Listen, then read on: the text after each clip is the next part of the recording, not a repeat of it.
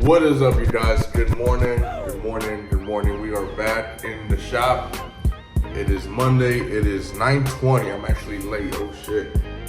We went to Starbucks this morning, me and my guy, and they kind of fucked up our order. So we had to go to another Starbucks and order our coffee, and it took a little drag. But we're here. We're ready to go. My other guy was already clocked in. He was already working on some cars. We just got a drop off right now, so I gotta make the work order for that. And then we have a really busy schedule today, and I really need to get a lot of things done. So first thing is first, I'm gonna be reaching out to customers. I don't want to miss that today. I need to schedule some customers in for the orders that I have already previous made, and so we can get their cars wrapped and PPF. So let's get to it, you guys. So we have the agenda written up already. Doesn't look like much, but it's a lot of work. Anyways, I have to start doing the wet sanding on the Mercedes that we have.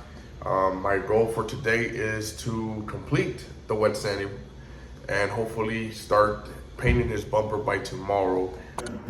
Okay, you guys, this is the Mercedes that we'll be working on today. I'm gonna be showing you the process of wet sanding and paint correcting.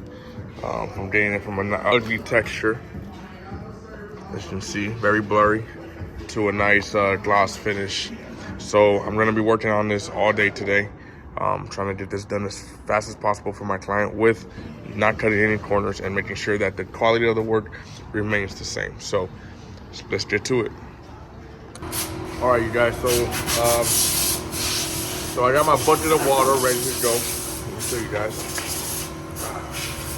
All right, I got my sand block. You want definitely a sand block when you start wet sanding to make sure when you are sanding, everything's nice and leveled. On this particular case, I don't want to remove too much clear coat because as dry as it is, I already measured it. I don't want to remove too much of the clear coat and then potentially damage it along.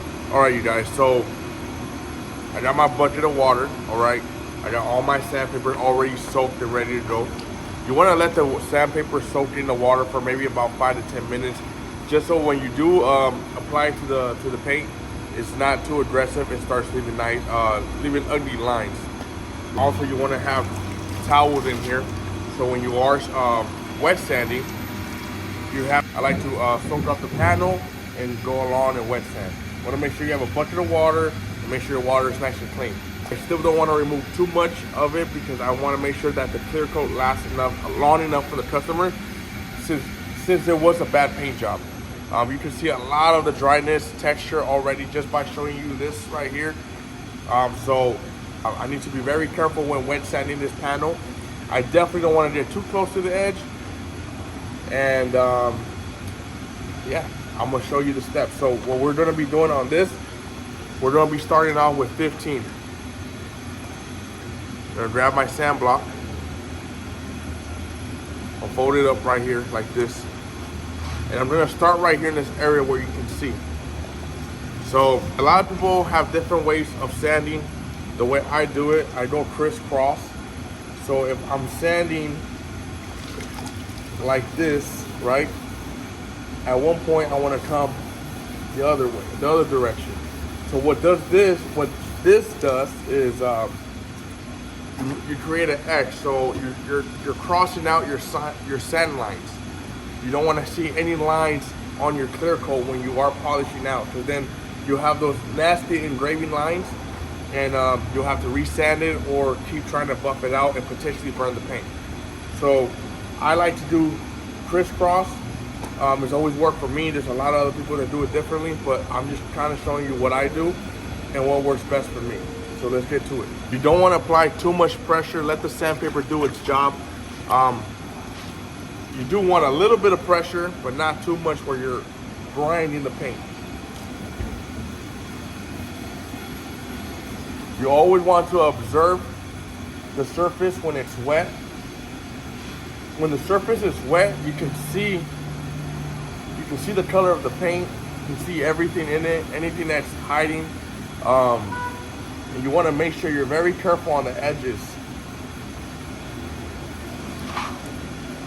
You also want to always make sure you're wetting the surface. The water is like almost like a lubrication for the sandpaper. It makes it very smooth when wet sanding and a lot more easier. So now that I have wet sanded a little bit on it, I'm gonna grab my same block that I was using and I'm gonna squeegee the water out, see what I've sanded and see what needs to be re-hit. So you see almost like the haze matte finish, right? So that's all I have sanded.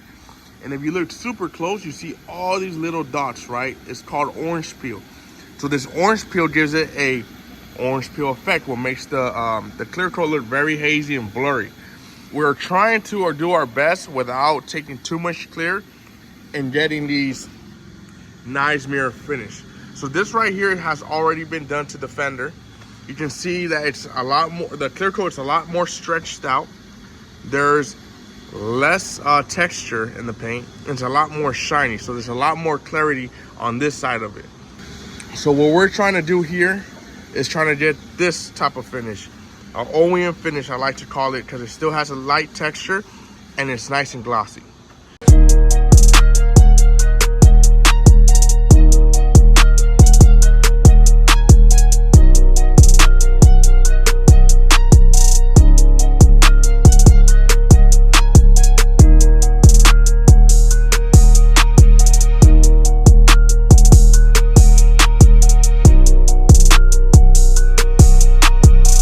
Alright you guys, so the first step is done with 15. If we look closely, you can still see a lot of the orange peel, right? That's fine, like I mentioned to you.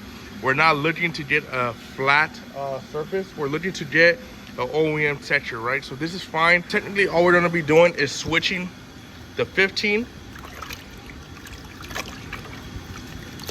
and going on to the 2. So same thing, we're gonna be using the block with the 2000 and go over everything we just sanded the exact same way.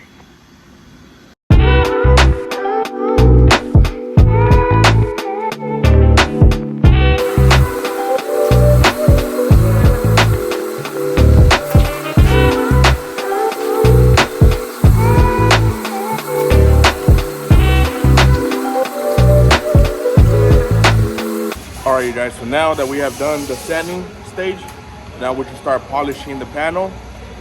This is my choice of weapon.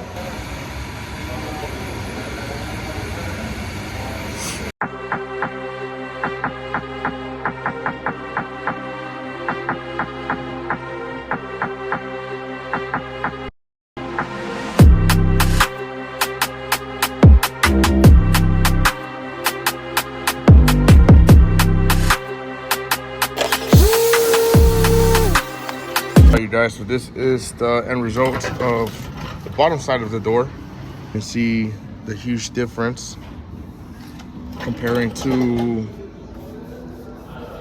the quarter panel.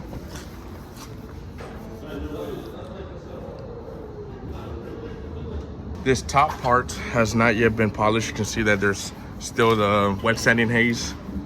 So this will be the finished product. So let's continue polishing, finish the door, and then move to the quarter panel. All right, you guys, this is the final results on the door. It's looking really, really good.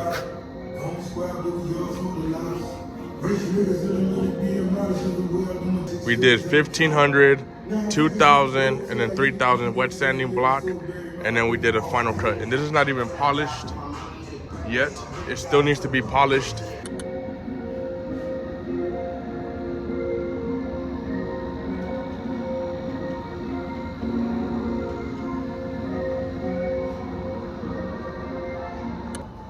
Okay, quarter panel has been wet sanded, 15, 2000, 3000. Now it's time for polishing.